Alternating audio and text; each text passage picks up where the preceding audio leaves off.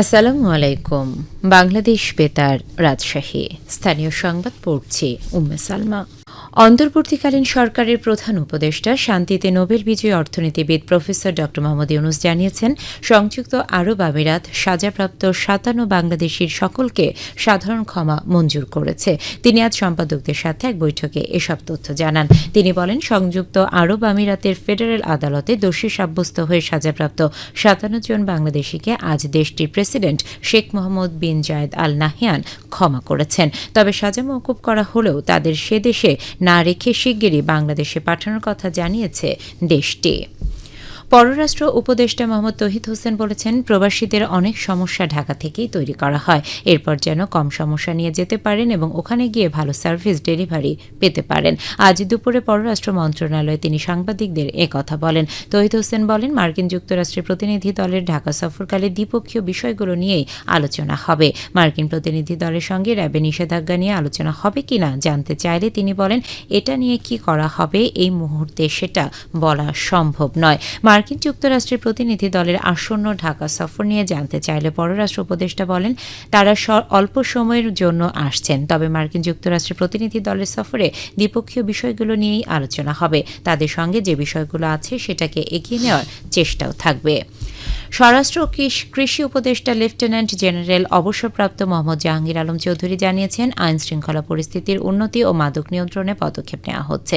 আজ সচিবালয়ে আইন শৃঙ্খলা সংক্রান্ত উপদেষ্টা কমিটির বৈঠক শেষে সাংবাদিকদের একথা জানান। মোহাম্মদ জাহাঙ্গীর আলম চৌধুরী বলেন, এটি ছিল আইন শৃঙ্খলা সংক্রান্ত উপদেষ্টা পরিষদের প্রথম সভা। মূলত দেশ আইন শৃঙ্খলা পরিস্থিতি নিয়ে আলোচনা করা হয়েছে। আইন শৃঙ্খলা পরিস্থিতির বিষয়ে কিছু পদক্ষেপও নেওয়া হবে। তিনি বলেন, মাদকের নিয়ন্ত্রণ খুবই জরুরি। এজন্য বিভিন্ন ধরনের পদক্ষেপ নেওয়া হবে যাতে মাদকদের গডফাদারদের আইনের আওতায় নিয়ে আসা সম্ভব হয়। স্বরাষ্ট্র ও কৃষি উপদেষ্টা বলেন, আসন্ন দুর্গাপূজাকে সুষ্ঠু সুন্দর করার জন্য বিভিন্ন ধরনের উদ্যোগ নেওয়া হচ্ছে যাতে কোনো ধরনের সমস্যা না হয়। বাংলাদেশের পাটকলে বিনিয়োগে আগ্রহ দেখিয়েছে পাকিস্তান। এছাড়া পাকিস্তান বাংলাদেশের মধ্যে সরাসরি নৌপরিবহন ব্যবস্থা চালু করার প্রস্তাবও দিয়েছে দেশটি।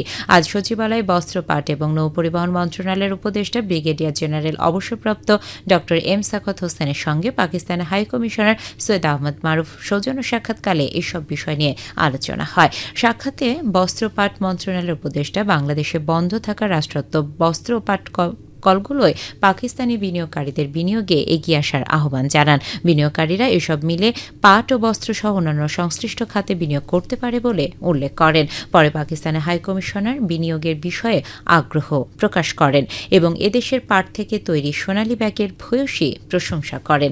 আসন্ন অক্টোবরে পাকিস্তানের টেক্সটাইল এক্সপোতে অংশগ্রহণ করতে বাংলাদেশকে আগাম আমন্ত্রণ জানান দেশটির হাইকমিশনার।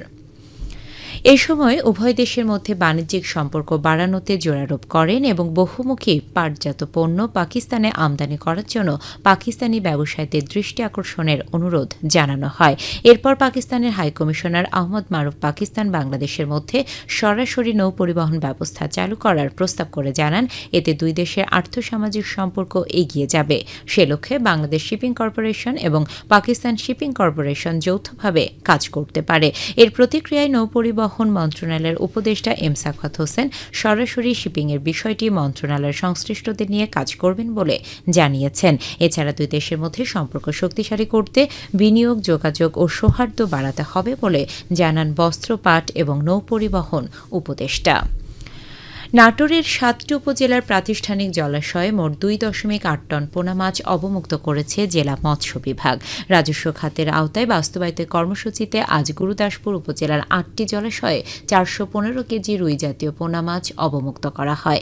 এ সময় উপস্থিত ছিলেন মৎস্য অধিদপ্তর রাজ্য বিভাগের সিনিয়র সহকারী পরিচালক সর্দার মহিউদ্দিন, নাটোর জেলা মৎস্য কর্মকর্তা ড মোহাম্মদ আবুল কালাম আজাদ এবং গুরুদাসপুর উপজেলা সহকারী কমিশনার আসাদুল ইসলাম। এর আগে নাটোর সদর, লালপুর, বাগাতিপাড়া, বড়াইগ্রাম, নলডাঙ্গা উপজেলায় পোনা মাছ অবমুক্ত করা হয়। আগামীকাল সিংড়া উপজেলায় ৪৭৮ কেজি পোনা মাছ অবমুক্ত করা হবে। জেলা মৎস্য কর্মকর্তা জানান, অভ্যন্তরীণ জলাশয়ে চলতি অর্থ বছরে অবমুক্ত এসব পোনা পরবর্তীতে মানুষের আমিষের চাহিদা পূরণ করবে, গড়ে উঠবে বুদ্ধিদীপ্ত জাতি। সবশেষে আবহাওয়া। আজ রাজশাহীতে সর্বোচ্চ তাপমাত্রা ছিল 32.4 ডিগ্রি এবং সর্বনিম্ন 26.4 ডিগ্রি সেলসিয়াস। বিকেল 3টায় বাতাসে আপেক্ষিক আর্দ্রতার পরিমাণ ছিল 70%। রাজশাহী ও পার্শ্ববর্তী এলাকায় আজ সূর্যাস্ত সন্ধে 6:21। সংবাদ শেষ হলো। আমাদের পরবর্তী স্থানীয় সংবাদ প্রচারিত হবে সন্ধে 7টায়।